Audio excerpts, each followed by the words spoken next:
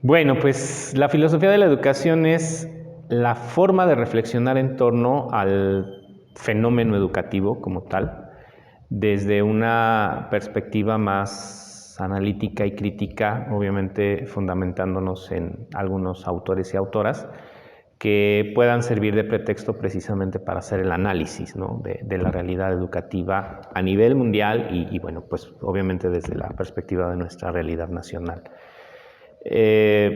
Hay varios autores que, bueno, como tal no se declaran tal cual filósofos de la educación, pero sí han esbozado un intento por, sobre todo, aclarar, ¿no?, este tipo de situaciones que se van presentando. Digo, tenemos el caso de Aristóteles con la ética Nicómaco, que en realidad es un ejercicio ético, pero finalmente hay todo un argumento pedagógico detrás, ¿no? En su momento, Agustín de Hipona también escribe un libro que se llama El Maestro, que es un aliciente, pues, hipotético, ¿no?, que dirige a su hijo Adeodato, en donde también le da como ciertas directrices para su comportamiento y su vida cotidiana, que no es un texto muy conocido porque también hay quienes cuestionan si es fidedigno o no este texto, ¿no? Pero bueno, se presupone que existe por ahí. Obviamente Rousseau, Kant, ambos, Rousseau con el Emilio y Kant con su pedagogía, en donde también tratan como de esclarecer pues algunos lineamientos y cómo tendría que ser el proceso educativo con pues, las generaciones venideras. A una autora que en lo personal me gusta mucho trabajar es Edith Stein, que tiene un libro que se llama La Mujer, y ahí hace referencia de su experiencia pedagógica, algún tiempo que tuvo oportunidad de dar clases en una escuela de mujeres. Pues finalmente rescata, ¿no?, los elementos que ella como filósofa de alguna manera pudo aplicar en su trabajo pedagógico, principalmente resaltando la figura y la importancia que tiene la mujer en el proceso formativo de las generaciones, de los seres humanos, ¿no? Más allá de si la carrera educativa es aplicada o no hacia los hombres, o las mujeres son las que también pueden ejercer esta función o deberían de ejercerla, ¿no?, como tal. Entonces, bueno, hay autores y autoras, como mencionaba, que nos pueden ayudar a abonar la reflexión en torno a esto, pero principalmente es regresar a hacer un análisis del fenómeno educativo desde una perspectiva crítica, como lo dije al principio, y argumentativa, diciendo qué es lo válido y qué es no lo válido para la educación y cómo pues, se puede abonar desde la filosofía esta reflexión.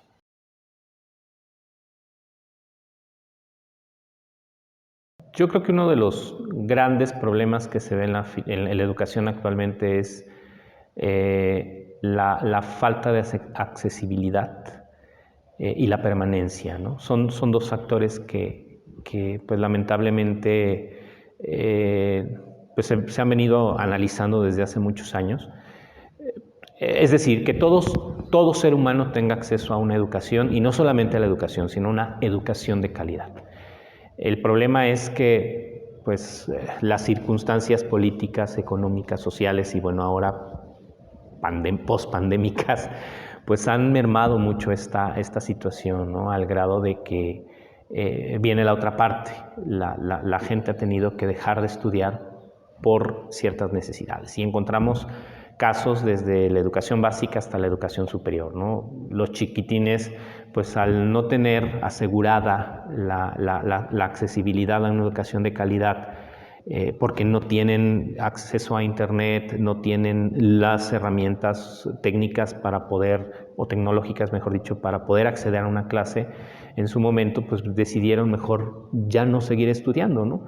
Obviamente tenemos a los maestros que han hecho un gran esfuerzo por tratar de hacerles llegar pues los contenidos a los alumnos, pero lamentablemente pues ni los tiempos, ni los espacios, ni los momentos fueron los acordes para que se pudiera dar, ¿no? Hubo grandes milagros que hicieron maestros, donde pues se escuchaba el caso de un maestro que iba todos los días a visitar a sus alumnos para llevarles algunos ejercicios, ¿no? Y por la tarde los iba a recoger. Y bueno, pues el maestro hizo su esfuerzo, pero la pregunta es qué tanto los chavitos aprendieron. Entonces, bueno, realidades como estas se han vivido y bueno, como consecuencia finalmente muchas familias dijeron, pues ¿para qué mando a mis niños a la escuela? ¿O para qué me pongo a preocuparme porque el niño aprenda? Mejor que se pongan a trabajar. O los mismos niños dicen, pues yo ya no quiero estudiar, ¿no? Porque no voy a aprender nada. Y si hablamos de la educación superior, pues la historia es muy similar, ¿no? Digo, somos realistas, la educación privada fue la que pudo sostener en cierta medida el proceso educativo de los estudiantes, pues porque abrieron como los espacios y contaban a lo mejor con los recursos para poder abrir los espacios de acompañamiento educativo.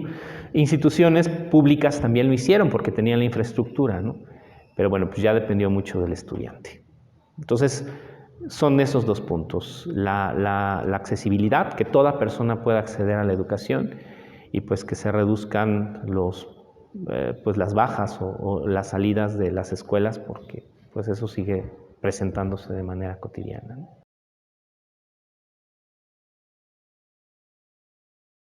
Primeramente yo creo que la vocación, ¿no? Si no tienes vocación de ser docente, mejor no te dediques a ello. La apertura, una apertura a los cambios que tiene la sociedad.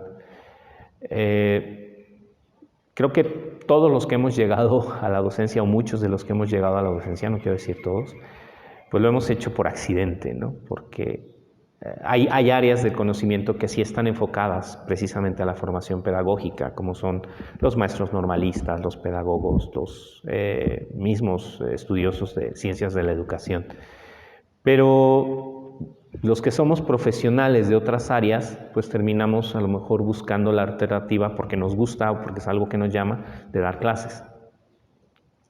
Pero ya que estamos allí, pues lo que terminamos haciendo a veces es repetir patrones, ¿no? Lo que me enseñó un maestro o como me enseñó el maestro es como yo termino haciéndolo. Bueno, ya que estoy ahí, pues voy a tratar de mejorar, de especializarme y procurar que mi trabajo sea de mayor calidad. Y enamorarme de ello, ¿no? Pero por otro lado, también creo que es indispensable tener toda la apertura por los cambios que la sociedad está exigiendo, porque no es lo mismo como se enseñaba hace 50 años a como se enseña ahora. Es más, no es lo mismo como se enseñaba en el 2019 a como se enseña en el 2022. La pandemia nos vino a marcar un cambio total, entonces actualizarnos, estar pendientes y finalmente pues tener la apertura para vincularnos con los alumnos, ¿no? Y retomando a Edith Stein, pues vivir la empatía, ser empático con tu alumno y no de ponerte en los zapatos del otro, sino realmente entender que es un ser humano que como tú tiene la necesidad de seguir aprendiendo y obviamente enamorarlo del conocimiento y enamorarte tú del enseñar, transmitir y acompañar en este proceso del conocimiento.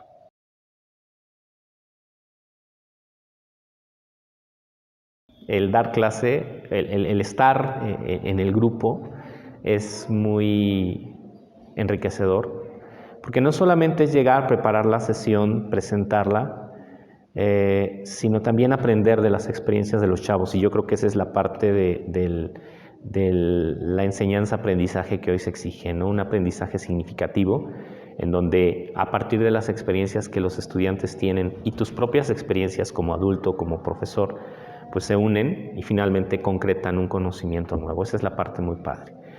Y pues el encontrártelos de vez en cuando en la calle y decir, tú me diste clase, o enterarte de dónde andan, o verlos crecer como los árboles que sembraste, para que se oiga muy romántico, pues finalmente es la mejor experiencia que te puedes llevar, ¿no? El saber que estás dejando algo en alguien y que ese algo finalmente le va a ser significativo toda su vida. Entonces, vale mucho la pena ser docente.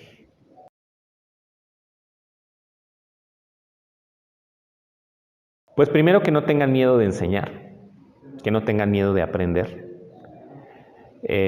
Segundo, que tengan toda la disposición para seguir preparándose, formándose, capacitándose y que sean conscientes que si hoy, en el 2022, en pleno siglo XXI, ser docente es un reto, con las generaciones venideras será un mayor reto, porque tenemos demasiados distractores en el ambiente que de repente impedirán que el proceso de enseñanza-aprendizaje sea como lo que habitualmente hacemos, ¿no? Entonces, aprópiate de lo que hay a tu alrededor para que este proceso se vaya reconstruyendo y finalmente puedas dar lo mejor de ti en este proceso de acompañamiento. Tener toda la disposición, ¿no? Para cambiar, modificar, buscar estrategias y finalmente lograr lo que se quiere.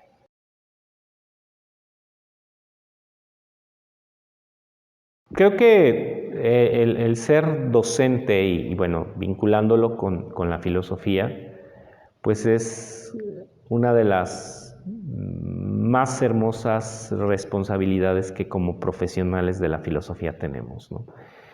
Yo siempre les he dicho que el filósofo forzosamente para poder fortalecer su proceso de reflexión filosófica, por lo menos una vez en la vida tiene que dar clase, ¿no? Porque lo que aprendes en la carrera, pues lo vas construyendo y tienes que leer muy rápido a los autores y tienes que hacer tus reflexiones muy rápidas, pues, para poder entregar al profesor lo que te está solicitando. Pero cuando ya te inmersas en el trabajo académico o docente, es cuando empiezas a construir tu propia reflexión, porque ya no es lo mismo leer a Aristóteles porque te lo piden o leer a Kant, sino es leer, dialogar y discutir con el autor, porque es lo que tú tendrás que hacer, y enamorar a tus alumnos de ello, ¿no?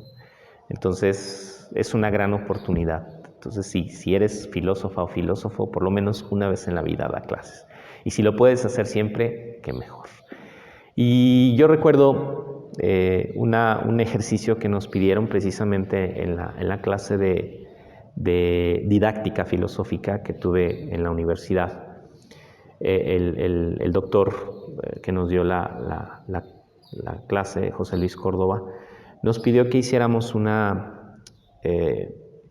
pues como una firma con alguna frase con la que nos pudiéramos identificar toda nuestra vida.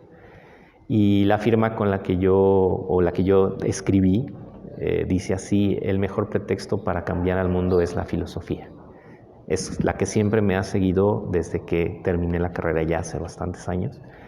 Y creo que la sigo haciendo vigente, y yo te invitaría o invitaría a todos los que nos vean y nos escuchen a que hagan una firma, creen su propia frase célebre con la que se identifiquen todo el tiempo que sean docentes y filósofos, ¿no? Porque eso es lo que siempre los va a acompañar. Entonces, el mejor pretexto para cambiar al mundo, pues, es la filosofía. Muchas gracias.